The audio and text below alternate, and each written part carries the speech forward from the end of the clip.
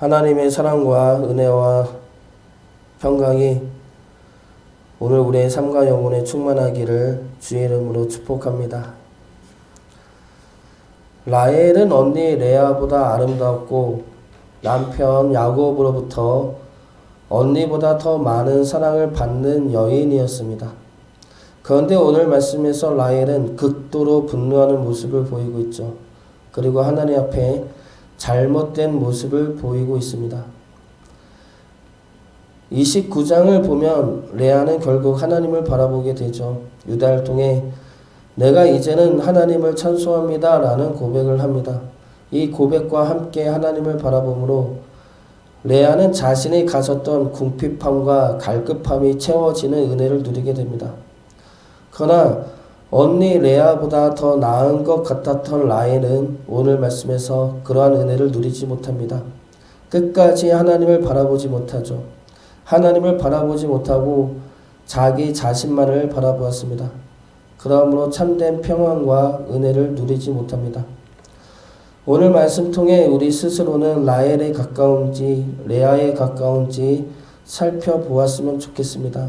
우리의 시선은 나를 향해 있는지 하나님을 향해 있는지 살펴보고 레아처럼 하나님을 바라볼 수 있기를, 그래서 하나님의 은혜와 평안 속에 거할 수 있기를 주의 이름으로 축복합니다.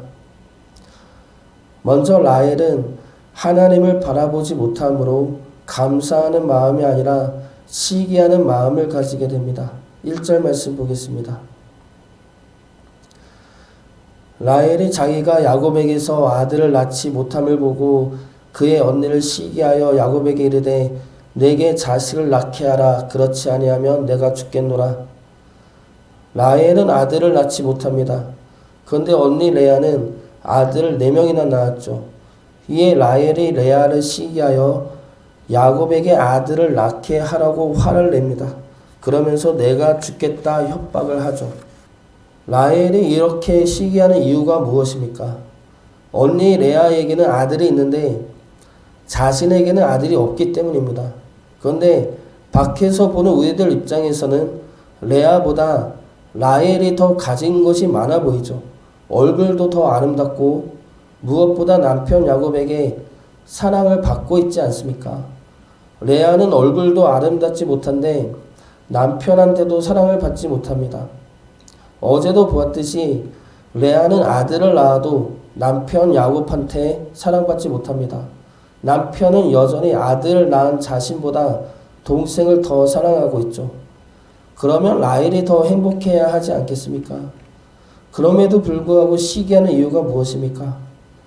자신에게 있는 행복은 보지 못하고 자신에게 없는 것을 보고 탐하기 때문입니다.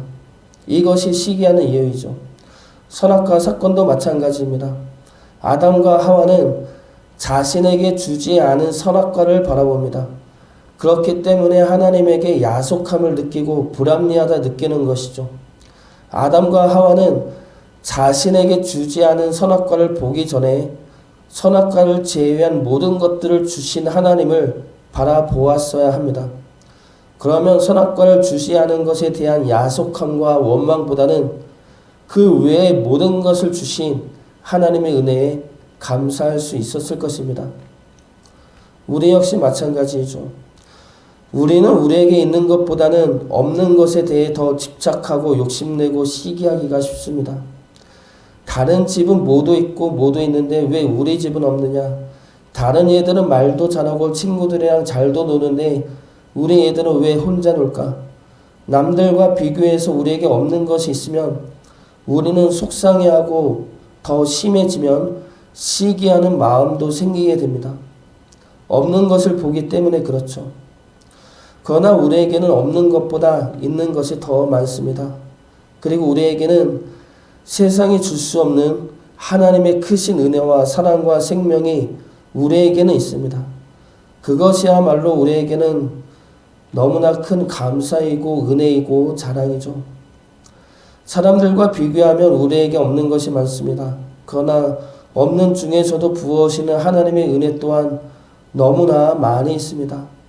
부족함과 연약함에도 불구하고 우리를 붙잡아 주시고 부어주시는 하나님의 은혜와 능력에 감사의 고백을 드릴 수 있기를 주의 이름으로 축복합니다. 두 번째로 라헬은 자신의 판단을 고집합니다.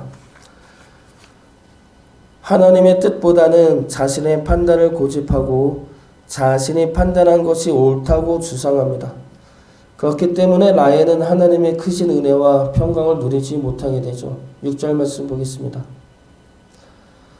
라헬이 이르되 하나님이 내 억울함을 푸시려고 내 호소를 들으사 내게 아들을 주셨다 하고 이로 말미암아 그의 이름을 단이라 하였으며, 라헬은 여종 비라를 남편 야곱과 동침하게 하여 아들을 얻게 되죠.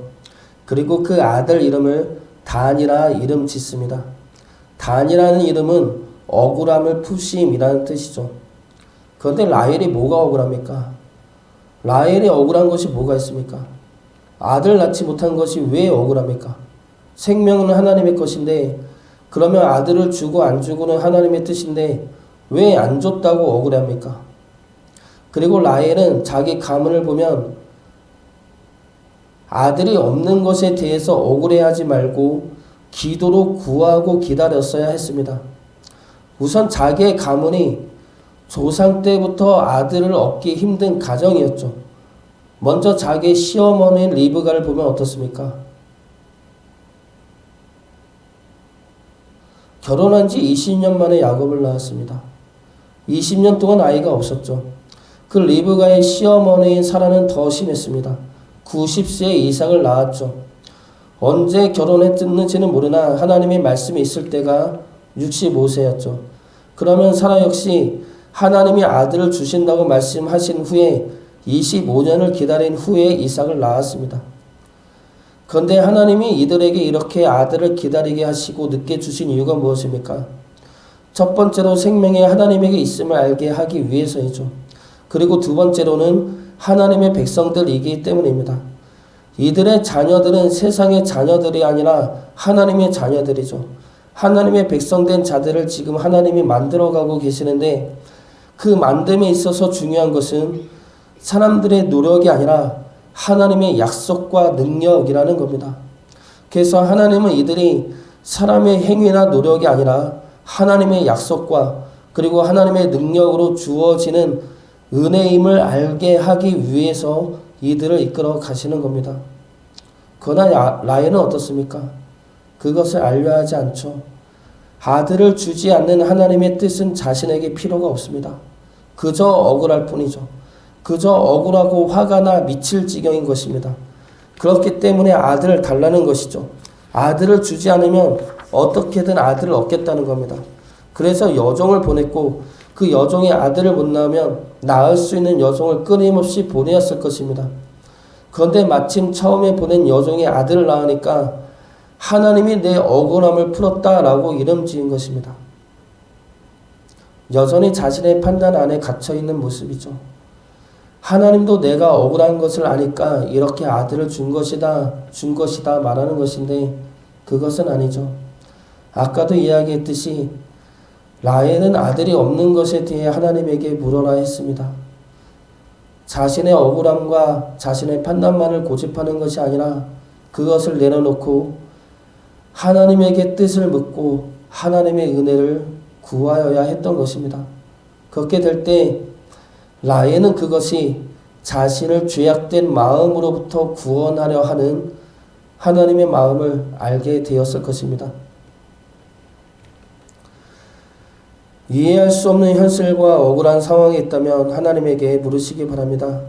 우리의 생각과 판단만 고집해서는 그 속에 담긴 하나님의 은혜를 볼 수가 없습니다.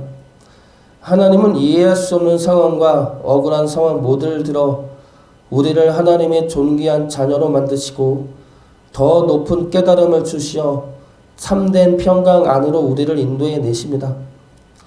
그렇게 역사에 나가시는 하나님의 깊은 뜻을 깨달아 억울함이 아닌 감사와 기쁨으로 주께 영광 돌릴 수 있기를 주의 이름으로 축복합니다. 마지막으로 라헬은 자신이 승리하기를 원했습니다. 자신이 이기기를 원했죠. 그리고 그 대상은 언니 레아뿐만이 아니라 하나님에게도 이기기를 원했습니다. 8절 말씀 보겠습니다. 라헬이 이르되 내가 언니와 크게 경쟁하여 이겼다 하고 그의 이름을 납달리라 하였더라. 납달리는 경쟁하다인데 이 아들로 인해 언니와 경쟁해서 이겼다 생각하는 것입니다. 그런데 히브리어 원문을 보면 크게 경쟁하다에 쓰인 단어가 나프툴레 엘로힘입니다. 엘로힘은 하나님이죠. 그러면 하나님과 경쟁하여 이겼다라는 뜻도 됩니다.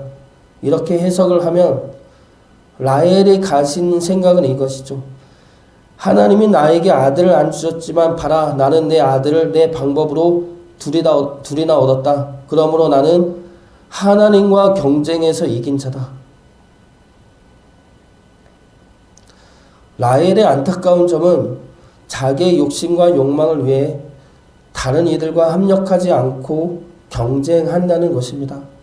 그 대상은 언니이고 하나님이죠. 언니 레아는 경쟁할 대상이 아니라 서로 사랑하고 위하는 가족이어야 합니다. 하나님은 경쟁하고 다투는 대상이 아니라 내가 순종하고 사랑해야 할 대상이죠. 이것을 놓친 라헬은 내가 이기었다 말하지만 아무것도 달라진 것이 없습니다. 그저 이겼다는 자기 만족이지만 허무한 만족일 뿐이죠. 이 모든 문제의 원인은 하나님을 바라보지 않았다는 것에 있습니다. 자신에게 없는 것을 바라보고 자신이 옳다고 판단하고 자신만이 승리자가 되어야 한다 생각했습니다. 그러므로 라헬은 하나님의 크신 사랑과 은혜를 경험하지 못하게 됩니다. 우리는 하나님의 은혜를 먼저 바라보아야 할 것입니다. 나에게 주어진 하나님의 은혜에 감사하며 하나님의 뜻을 구하며 나만 생각하는 자가 아니라 서로를 위하는 사랑의 공동체로 합력해 나가야 할 것입니다. 그러므로 우리가 하나님이 기뻐하시는 거룩한 백성이 되어 가기를 주의 이름으로 축복합니다.